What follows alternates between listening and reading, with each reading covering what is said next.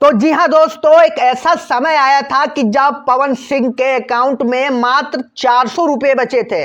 और ऐसा किसके कारण हुआ था, आइए सुनते हैं वीना मानवी जी क्या कह रही हैं। पर पत्थर नहीं मारते हैं, तो इनकी भी हिम्मत की दाद ही देनी पड़ेगी कि बैठ बैठ के जो है इतना आप बोलती हैं कि हमको ये करता था वो करता था, तो आप क्या करती थी वो भी हम जान चुके हैं, तो इसलिए मुंह नहीं खुलवाना बताना चाहिएगा, थोड़ा कुछ रोशनी डालना चाहिए। बताना क्या, एक वक्त ऐसा आ गया था कि उनका एटीएम 400 रुपए पे हो गया था, पवन सिंह का एटीएम 400, और मतलब उनके पास इतने भी पैसे नहीं थे कि वो अपने घर का ईएमआई भर सके।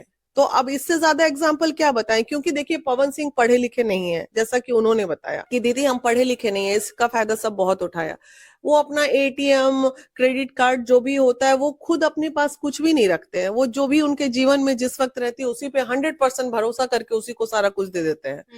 उसी का नतीजा है कि 400 रुपया, एक बार 63 रुपया बैंक बैलेंस हो गया था इनका। ये पैसे कौन खर्च कर रहा था? तो जो उनके पास रहा होगा वही, हम तो थे नहीं कि दीदी उड़ा कौन था उस टाइम जो 400 रुपए पे पवन सिंह आ गए? वो कौन था जिसकी वजह से हुआ? कौन हो सकता है? जिस समय आया था उस साल का ईयर मिलाना पड़ेगा जिस ईयर में हुआ था, तो